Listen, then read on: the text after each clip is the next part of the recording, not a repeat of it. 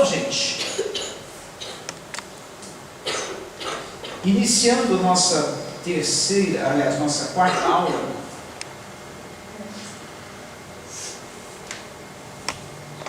ok? Está focalizando bem? Uma dica, para quem não veio as 3 primeiras aulas, essas 3 primeiras aulas estão no YouTube, tá? Então vocês podem dar uma olhadinha, assistir lá como é que está.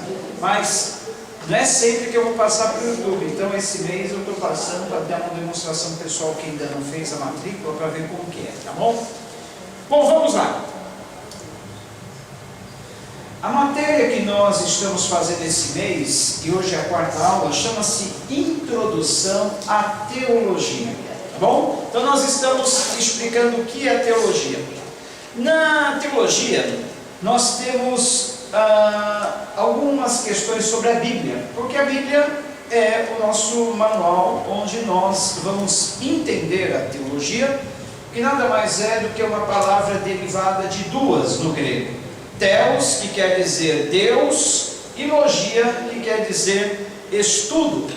Então, dentro do estudo da teologia, o nosso manual vai ser a Bíblia. Quem estuda direito tem como manual o Código Civil, o Código Penal, o Código de Leis Brasileiras. Quem estuda medicina vai ter como manual um compêndio de medicina. No nosso curso, nós vamos ter como manual a Bíblia. Então, para nós entendermos a teologia, temos que entender a Bíblia. O que é a Bíblia? A Bíblia, essa palavra que vem do grego biblion, quer dizer rolo ou livro. Isso é importante, tá bom? O que quer dizer a palavra Bíblia? Rolo ou livro, né? E nós temos a escritura aí, o texto de Lucas 4,17, quando Jesus no templo entrou e ele ensinava, foi-lhe dado o rolo. Então, quando fala-se o rolo, eram as escrituras do Antigo Testamento. É claro que não existia o Novo Testamento, porque o Novo Testamento a história do Novo Testamento estava acontecendo ali. Só depois que morreram os apóstolos e tudo mais, ano 90 e pouco, é que começou a ser colocado como escrituras o Novo Testamento, mas até então as escrituras eram o Antigo Testamento. Então a Jesus foi dado o rolo do profeta Isaías, que fazia parte da coleção de rolos do Antigo Testamento. Então as escrituras, o nome escrituras é o termo usado do Novo Testamento para os livros sagrados do Antigo Testamento, que eram considerados inspirados por Deus. Segundo a carta de Timóteo 3,16, Romanos 3,2, fala desses livros inspirados por Deus. Também é usado no Novo Testamento como referência a outras porções do Novo Testamento. Então, tanto no Novo como no Antigo Testamento, quando quer se falar sobre a palavra de Deus, chama-se ela de Escrituras. Então a palavra de Deus é o termo usado em relação a ambos os testamentos em sua forma escrita. A Bíblia é a palavra de Deus em linguagem humana. É o registro da revelação que Deus fez de si mesmo aos homens. Sendo Deus seu verdadeiro autor, foi escrito por homens inspirados e dirigidos pelo Espírito Santo. Então, vocês estão vendo, a apostila que vocês vão ter é exatamente essa. Essa leitura que eu estou fazendo com vocês, eu não deveria estar fazendo, porque eu tenho outras coisas para falar, outros vídeos para passar. Hoje eu não estou passando nenhum vídeo, não estou fazendo nenhum outro comentário, estou lendo a apostila com vocês e mostrando o que é importante, porque já que vocês não tiveram a oportunidade de ter a apostila em casa, é minha obrigação passar, concorda? Então, mas não acostumem com isso, eu não vou ficar lendo a apostila nas próximas aulas. Vai ser algumas coisas da apostila, mas não a apostila toda. Mas essa eu tenho que ler com vocês, porque vocês não tiveram ela. Muito bem. O seu conteúdo, ou conteúdo das Escrituras, é a verdade sem mescla de erro, e por isso é um perfeito tesouro de instrução divina. A Bíblia é a autoridade única em matéria de religião, fiel padrão pelo qual devem ser aferidas a doutrina e a conduta dos homens. Ela deve ser interpretada sempre à luz da pessoa e dos ensinos de Jesus Cristo. Isso é importante. Como que a Bíblia pode ser interpretada? sempre à luz da pessoa de Jesus e dos ensinos que ele nos transmitiu.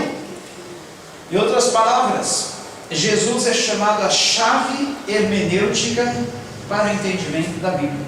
Ou seja, hermenêutica é a ciência da interpretação do texto. Chave é aquilo que abre para a gente. Então, para a gente compreender as Escrituras, temos que ter Jesus como essa chave. Jesus é a chave para a gente entender toda a Escritura. Tudo que vem de Gênesis até Apocalipse, eu tenho que ler e entender baseado naquilo que Jesus ensinou. O que é a Bíblia? A Bíblia é um livro composto por vários livros, ou seja, é uma biblioteca. Biblion também quer dizer biblioteca. Se você na prova responder Bíblia, quer dizer biblioteca, coleção de livros, está exato. Ou rolos, pergaminhos. Mas é uma coleção de livros, porque tem 66 livros, 39 no Antigo Testamento, 27 no Novo. Temos que lembrar também que a Bíblia católica, a Bíblia chamada católica, tem 7 livros a mais e também as suas subdivisões. Mas o básico que tem a Bíblia católica a mais são 7 livros, chamados apócrifos. E de onde surgiram esses livros apócrifos? Foi num período de 400 anos entre o Antigo e o Novo Testamento, e Deus não falou.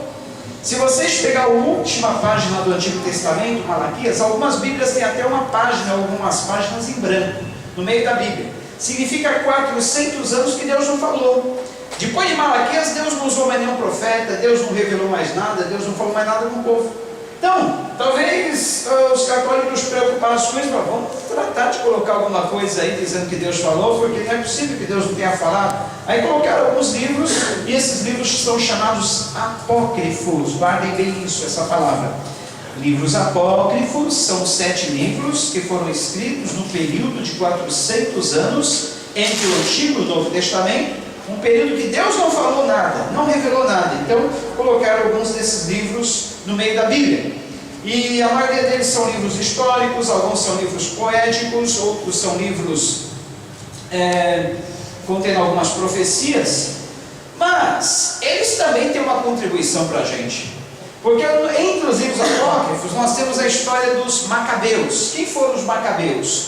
Um grupo de judeus que tentou implantar a independência de Israel, a independência de Jerusalém, naquele tempo em que eles eram dominados pelo Império Grego. Então, a história dos Macabeus está registrada entre esses livros apócrifos, e nos traz somente alguma luz sobre algumas coisas que aconteceram durante esse período que antecedeu o Novo Testamento e a vinda do Senhor Jesus Cristo. Bom, a Bíblia então é esse livro composto por vários livros. A palavra Bíblia vem do grego biblos, que significa livros. Foram cerca de 40 escritores em diferentes épocas, inspirados pelo Espírito Santo, ou seja, um único autor, o Espírito Santo, e vários escritores, profetas e apóstolos. Isso é importante. Em quanto tempo foi escrita a Bíblia? Cerca de 1500 anos, e por cerca de 40 autores. Entre esses autores haviam fazendeiros, boiadeiros, camponeses, pescadores, médicos, cobradores de impostos, pessoas que trabalhavam em cortes de reis, enfim, várias pessoas de diversas categorias e classes estavam entre esses 40 autores da Bíblia. E, veja bem, como Deus é democrático, né? Ele permitiu que um homem estadista da corte do rei escrevesse um livro, como escreveu alguns homens que viveram na corte. Por Daniel era um estadista, ele viveu na corte. Isaías também, ele viveu na corte do rei Uzias. Mas ele pegou também um boiadeiro, um camponês, como Amós, como Obadias. Pegou padeiros, pegou agricultores, pescadores, como Pedro, João. E aí, reuniu toda essa turma e falou: vou passar para vocês, eu vou soprar para vocês, eu vou transmitir para vocês a minha palavra. Vocês vão escrever. E eles mal sabiam que aquele escrito faria parte do livro mais lido em todo o mundo, mais editado, o livro mais vendido, o livro mais comprado, o livro, enfim, mais popular de todo mundo, a Bíblia Sagrada. E Deus escolheu esses homens para transmitir para nós a sua revelação. Que, como vocês sabem, Deus se revelou ao homem de 3 formas. Isso é importante também. Deus se revelou através da natureza, através das Escrituras e através da pessoa do Senhor Jesus Cristo. 3 formas pelas quais Deus se revela ao homem: natureza, Escrituras e Jesus Cristo. Natureza, Escrituras e Jesus Cristo. Natureza, Escritura e Jesus Cristo. Por que é importante saber isso? Porque, olha, até mesmo uma pessoa que nunca ouviu falar de Jesus não vai poder no dia do juízo final dizer assim: mas Deus, eu posso ser perdoado porque eu nunca ouvi falar que existia um Deus, eu nunca ouvi falar de um juízo. E os céus, o que estão fazendo aí? Salmo 19 diz: os céus manifestam a glória de Deus, e as estrelas do firmamento anunciam as obras das suas mãos. Os céus, a natureza, estão de prova que existe um Deus, porque nada pode existir sem ter uma mão criadora por trás de tudo isso. É a primeira lei da física. Então, quem é que poderia criar um céu como esse, um mundo como esse, senão um ser superior a nós, superior aos homens, que é Deus? Então, e sendo Deus tão perfeito na sua criação, Ele também tem um código de leis. E esse código de leis foi escrito no nosso coração e gravado na nossa consciência. Nós temos um HD, espécie de HD na nossa consciência, que sempre está nos orientando, nos direcionando naquilo que nós devemos e que nós não devemos fazer. A nossa consciência nos ensina, a nossa consciência nos orienta. Então, nenhum homem é indesculpável, porque ele tem um testemunho dos céus que existe um Deus, e ao mesmo tempo a sua consciência está sempre lhe dizendo: você deve fazer isso, você não deve fazer aquilo. Então, Deus já colocou esses dispositivos para que ninguém fique inexcusável diante dele. Muito bem. A Bíblia está dividida em 2 partes: Antigo e Novo Testamento. Os nomes Antigo e Novo Testamento focalizam 2 grandes alianças feitas por Deus com o seu povo. Eu coloquei 2 grandes alianças, mas na verdade existe a primeira, a antiga aliança, e a segunda e última aliança. Só que a primeira aliança é dividida em várias alianças que Deus fez com o seu povo. Vamos colocar assim: o Antigo Testamento é o registro, isso é importante, o Antigo Testamento é o registro das várias alianças que Deus fez com o seu povo. Entre essas alianças, nós temos algumas aqui. Deus fez uma aliança com Adão, quando ele prometeu que da descendência dele levantaria um que seria ferido no calcanhar, mas que esmagaria a cabeça da serpente. Deus estava fazendo uma aliança com Adão. E todas as alianças feitas no Antigo Testamento, elas têm o foco em Jesus Cristo. Elas têm por objetivo trazer a salvação através de Jesus Cristo. Então Deus fez uma aliança com Adão, prometendo que ia levantar um descendente da mulher que ia esmagar a cabeça da velha serpente. Ele fez também uma aliança com Noé. Nessa aliança ele prometeu que jamais iria destruir a terra com fogo, aliás, com água, mas que a próxima destruição seria com fogo. Quer dizer, não disse a Noé que seria com fogo, mas ele disse que não seria mais com água. Depois, futuramente, a gente vê algumas provas, alguns indícios que vai ser através do fogo, como está escrito na carta que Pedro escreveu e outros textos da Bíblia. Com Abraão, ele também fez uma aliança em Gênesis 15, 17, dizendo que a descendência de Abraão seria poderosíssima na terra, que ele seria pai de uma grande nação, e que através da sua descendência, todas as nações da terra seriam abençoadas. E foram abençoadas todas as nações da terra através de Abraão, porque o Messias também veio da descendência dele. E da descendência do povo de Israel, que é descendência de Abraão. Ele fez também uma aliança com Isaac, prometendo-lhe a terra de Israel, da qual viria o Messias. Com Jacó da mesma forma. Fez uma aliança com Davi, dizendo que haveria um sucessor, o trono dele na terra seria estabelecido, e jamais deixaria de ter sucessores, até a chegada do Senhor Jesus Cristo, que é o definitivo sucessor, rei do reino de Davi, do reino iniciado em Davi. Ao povo que viveu pós-exílio, ou depois do exílio da Babilônia, Deus também faz uma aliança em Ezequiel 11, prometendo que lhes daria um novo coração, não um coração de pedra, mas um coração de carne, e um coração que pudesse obedecer às leis de Deus, andar nos seus estatutos e serem estabelecidos numa nova terra. Então, essas são algumas alianças, isso é importante, vocês saberem pelo menos 3 dessas alianças, com Adão, com Noé, com Abraão, com Isaac, com Jacó, com Davi, e com o povo da época do pós-exílio, tá bom? Deus fez alianças com o seu povo no Antigo Testamento, e essas alianças estão registradas num documento, que é o Antigo Testamento. Testamento fala de documento, né? Então, nós temos no Antigo Testamento, é um documento registrado aqui, ó, que fala das alianças que Deus fez com o seu povo. Já o Novo Testamento é também o registro de uma nova aliança, ou do cumprimento de uma nova aliança que Deus fez com o seu povo. No Antigo Testamento, Deus prometeu, com todas essas alianças aí, Deus prometeu que ia trazer um Salvador ao mundo. Essa era a promessa do Antigo Testamento, e isso está registrado aqui. Ó, quando você faz um acordo com alguém, compra alguma coisa de valor assim, de um valor com uma certa importância, você não vai no cartório, não carimba lá o documento, não registra o documento em cartório para ter mais valor? É assim?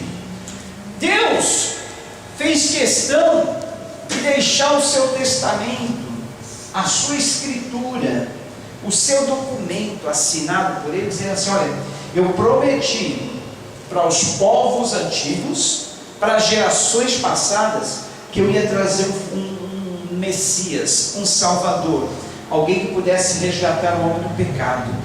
E olha, como a minha promessa é verdadeira, não falha, eu deixo registrado aqui.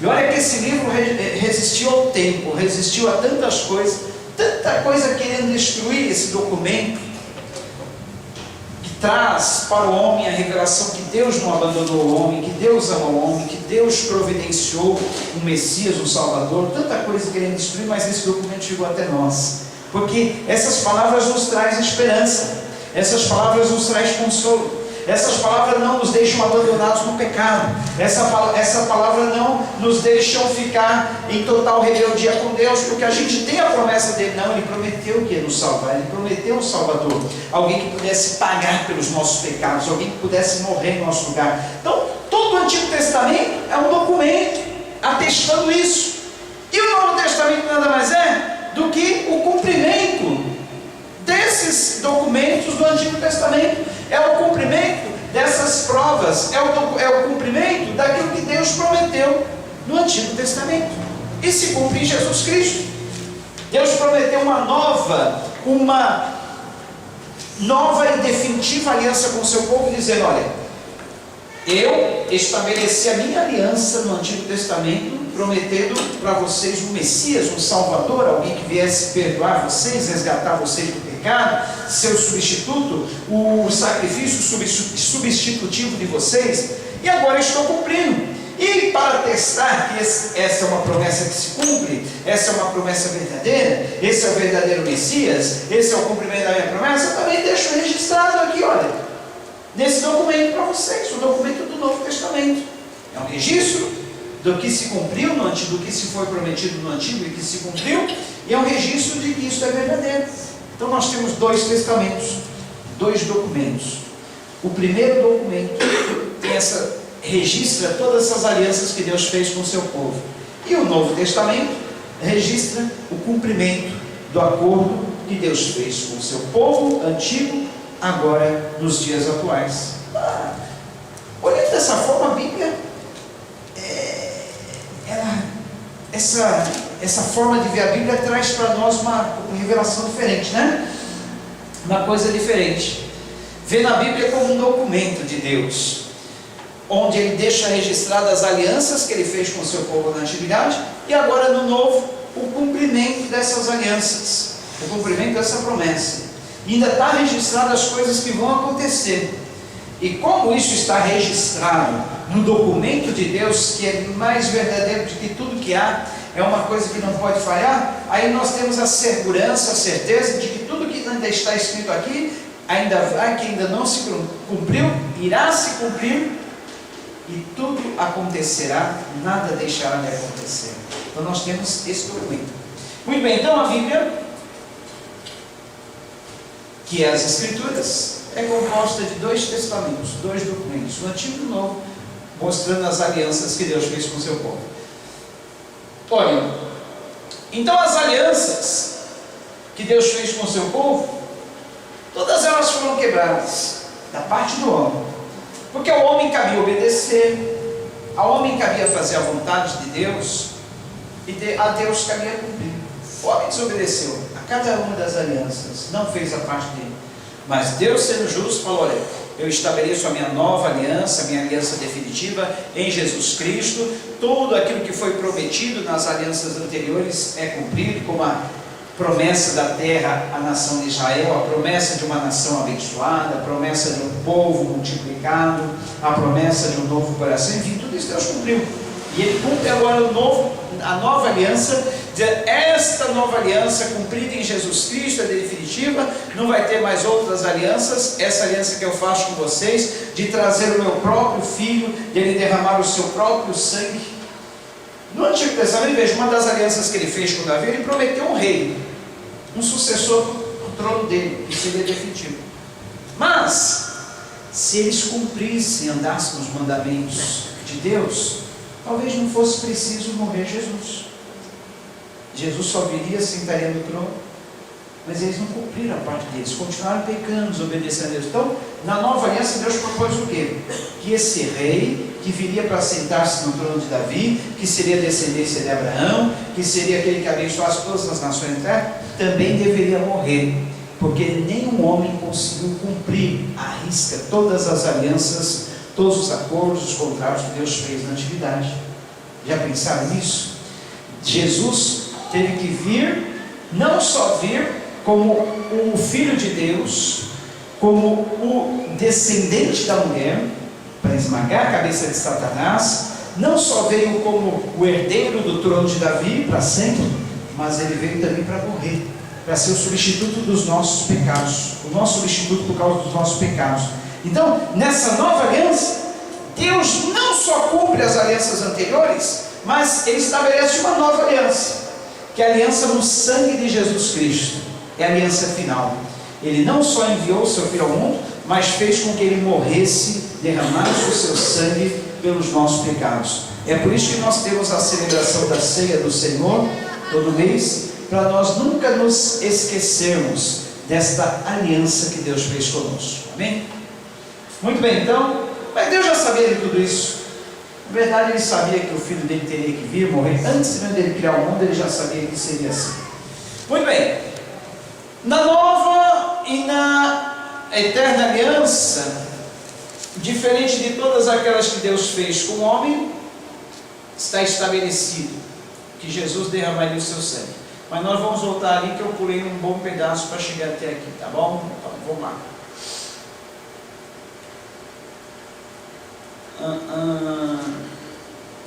A antiga aliança está registrada em Êxodo 19:5.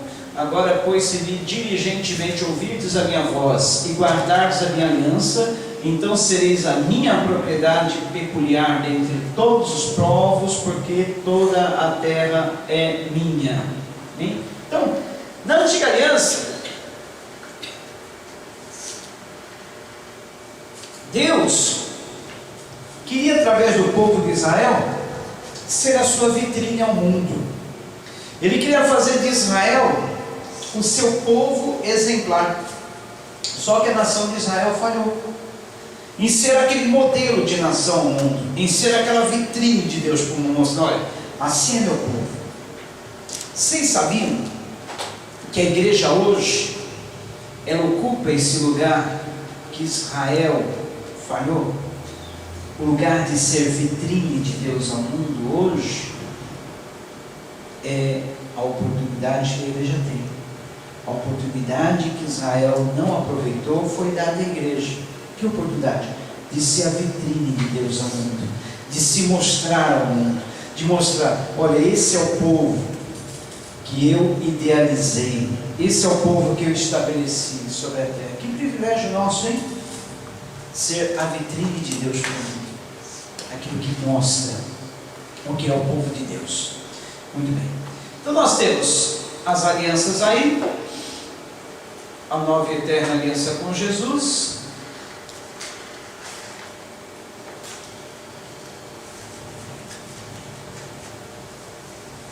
Agora vamos falar, isso aí nós já falamos também, que a Bíblia foi escrita por 40 homens, diferentes autores no espaço, pode ser 1500, 1600 anos, há uma leve divergência, mas ele foi entre 1500 e 1600 anos. 39 livros no Antigo Testamento, 27 no Novo, mas temos os livros apócrifos, que são mais ou menos 7, escritos no período de 400 anos, onde Deus não falou nem revelou nada ao seu povo. A Bíblia, na época de Jesus, era chamada de Escrituras, ou de Moisés e os profetas, porque tinha o livro, ou o Pentateuco, que eram os 5 primeiros livros da Bíblia, Gênesis, Êxodo, Levítico, Números, Deuteronômio, e os livros proféticos. Tinha também os Salmos, que são livros poéticos, Eclesiásticos e tudo mais, mas eles costumavam chamar de Moisés e os profetas, ou a lei dos profetas. A lei e os profetas costumam dizer, a lei e os profetas nos dizem. Então, quando se fala de Moisés e os profetas, está falando das escrituras do Antigo Testamento. Jesus disse, são estas as palavras que vos disse, estando ainda convosco, que convinha que se cumprisse tudo o que de mim estava escrito na lei de Moisés e nos profetas e nos salmos. Porque nos livros escritos por Moisés, os 5 primeiros livros da Bíblia, sabia que o livro de Gênesis foi escrito por Moisés? Alguns estudiosos acreditam que foi durante o período de 40 dias que ele esteve no monte, em jejum, recebendo as tábuas da lei. Como ele teve bastante tempo de sobra lá, Deus também passou para ele a história da criação, a história do início do mundo e a história do início do homem e da queda do pecado. Muito bem, importante, em que língua foi escrito o Antigo Testamento? Hebraico, hebraico, hebraico, hebraico, e algumas partes em aramaico, mas o mais importante é o hebraico. Deixar já projetado. O hebraico foi a língua escrita no Antigo Testamento. Foram quantos livros do Antigo Testamento? 39, 40 livros. Se você não falar, não mencionar o aramaico, não tem problema. Foram pequenos textos só que foram escritos em aramaico. A maior parte é composto do hebraico.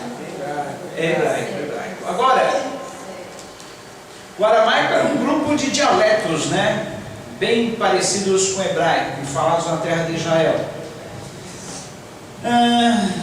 Agora o Novo Testamento foi escrito em grego. O Novo Testamento é grego, tá bom? É só lembrar. Olha, como Deus, Ele faz as coisas. Na época que Jesus veio ao mundo, o mundo era dominado pelo Império Romano. Mas anteriormente ao Império Romano, quem que governava o mundo? O Império Grego. Quem já assistiu aquele filme Alexandre, que às vezes passa na TV, tem uma leve compreensão do que aconteceu no Império Grego. Alexandre, aquele jovem guerreiro, conquistador, ele saiu pelo mundo afora, levando homens fiéis no seu exército, e queriam conquistar o mundo, unificar o mundo, tornar o mundo sem fronteiras, um império só. Nisso de conquistar o mundo, eles impuseram a língua falada por eles, que era o grego. Eles difundiram a língua grega, ensinaram a língua grega para os povos, e o grego passou a ser como o inglês dos dias atuais. Hoje em dia, A maior parte do mundo conhece o inglês. Se não conhece todo o inglês, conhece em parte, né? Dá até para quebrar um galho. Só com o que a gente aprende no computador, entender as palavras que a gente usa, a maior parte das palavras que a gente usa na informática, na internet, é tudo em inglês, né? A gente fala enter em vez de entra, né? A gente fala download em vez de baixar, a gente fala de upload em vez de gravar, e aí tudo mais. Então, as palavras inglesas vão se tornando familiares a nós. No tempo que Jesus veio esse mundo, a língua popular era o grego. Então, qualquer um sabia algumas palavras no grego, como a gente sabe algumas palavras no inglês. Todo mundo sabia. Isso ajudou a difundir, a espalhar o Evangelho. Porque o Evangelho sendo escrito, o Novo Testamento sendo escrito em grego, ele foi conhecido do mundo até então habitado, do mundo até então conhecido. Onde chegava o Novo Testamento em grego, e era o grego koiné, ou seja, um grego popular, um grego bem comum, um grego bem falado, bem popular mesmo, e era uma língua bem detalhista. Por isso que eu já disse aqui em aulas anteriores, que algumas partes da Bíblia, do Novo Testamento, têm interpretação difícil, porque enquanto o grego usa 10 palavras para expressar uma coisa, a língua portuguesa usa uma palavra. Então, às vezes é difícil, você vai traduzir um versículo no grego, para você falar uma coisa, o tradutor tem que escrever 10 palavras, e aí para simplificar, às vezes traduz para o português por uma palavra, e perde um pouquinho da riqueza que tem a língua original da Bíblia, do Novo Testamento. Mas isso não impede que a Bíblia, não impediu que a Bíblia chegasse até nós fielmente. A Bíblia não contém erros, isso é importante, ela não contém erros. Alguns escritos antigos podem ter até algumas divergências dos copistas, daqueles que copiaram os primeiros textos, mas essas divergências foram corrigidas no decorrer dos tempos. E hoje, olha, nós temos aqui um texto bem fiel àquilo que foi passado originalmente pelos profetas e pelo próprio Senhor Jesus Cristo. Pode confiar que a Bíblia não tem erros, a Bíblia é um livro inerrante, é uma escritura inspirada por Deus e um livro inerrante, não contém erros, porque assim como Deus preservou esses escritos de chegarem até nós, Ele também preservou a fidelidade. Imagina que Deus, sendo soberano, Ele ia permitir que a Bíblia chegasse modificada até nós. Não, Ele é soberano. Assim como Ele permitiu que esses escritos, eles pudessem vencer tudo que veio contra eles durante esse decorrer do tempo, e eles pudessem ser preservados, Deus fez com que também a fidelidade deles fosse preservada. Então está aí, olha, o Novo Testamento foi escrito então em grego. Quantos são os livros do Novo Testamento? 7. Vocês vão tirar 10 nessa prova. Isso aqui eu não vou falar, isso aqui não me diz. Isso aqui é importante, ó. Os livros apócrifos, ou também chamados de deuterocanônicos. É mais fácil falar apócrifos do que deuterocanônicos, né?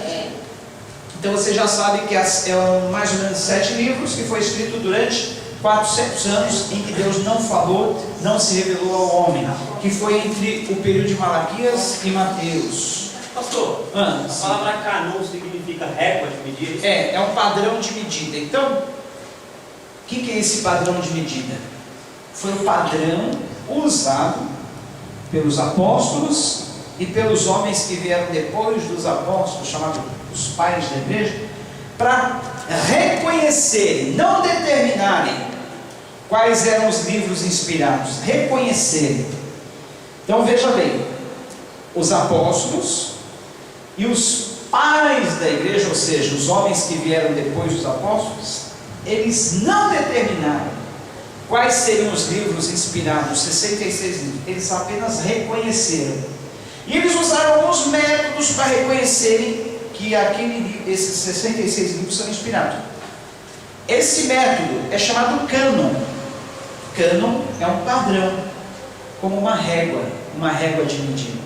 É como se eles passassem esses livros por um crivo, onde eles analisaram tudo E através dessa análise eles chegaram a essa conclusão, reconheceram que esses 66 livros que nós temos na Bíblia são os livros inspirados por Deus, os outros não, correto?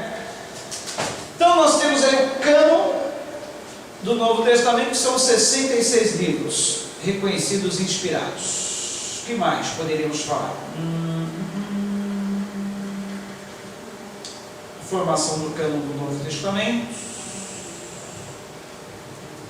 Depois vocês vão ler todinha essa apostila em casa, tá?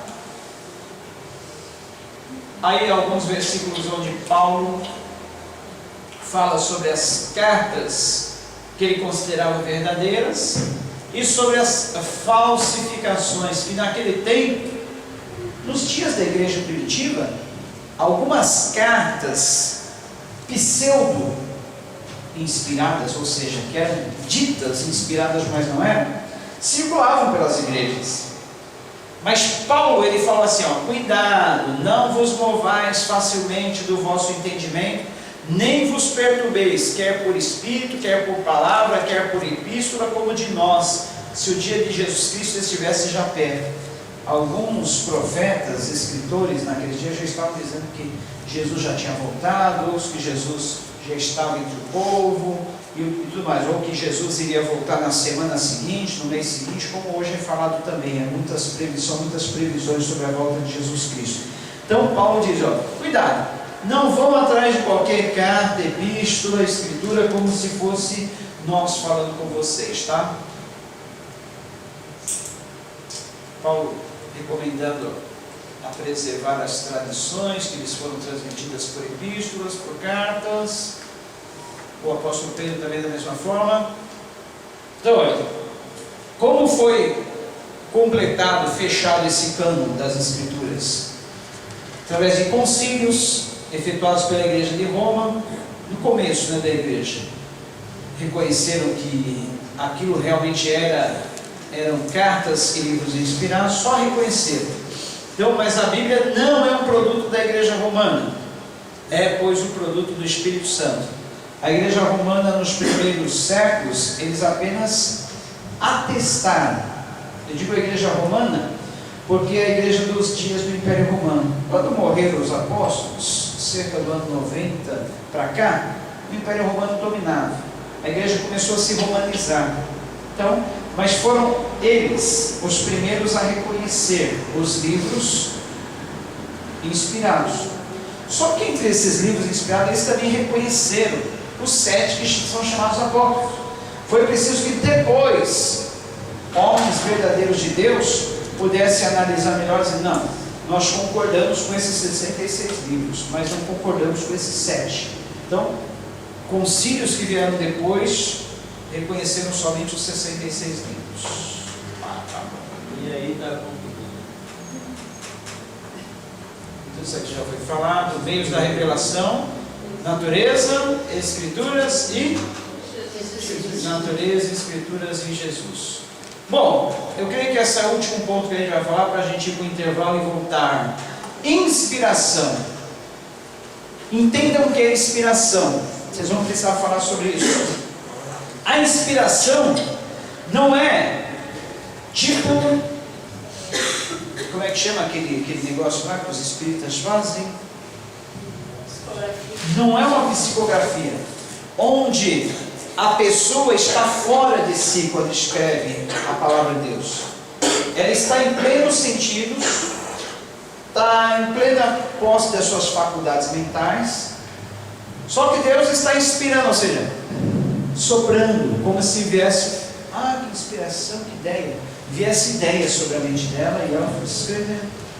Então a inspiração é como um sopro, Deus soprando a sua palavra, não Deus possuindo o homem, fazendo ele ficar em transe e escrever, mas é um sopro de Deus ao coração, à mente do homem. Tá?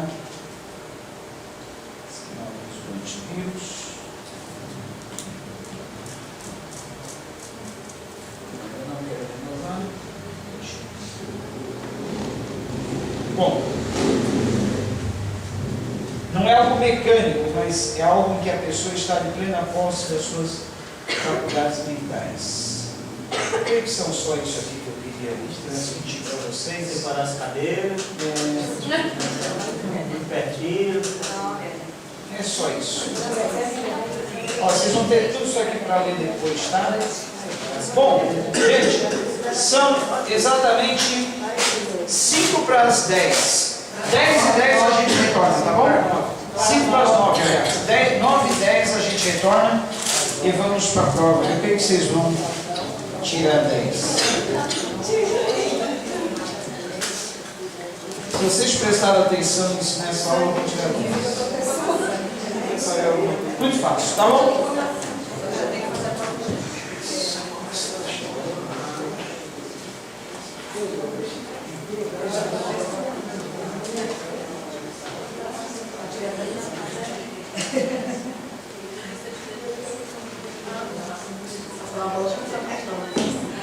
Essa aula vocês já estão preparadas, tá bom? Quiser ir no banheiro tomar uma água, fica à vontade. Já vão entrar sendo provadas, né? Não.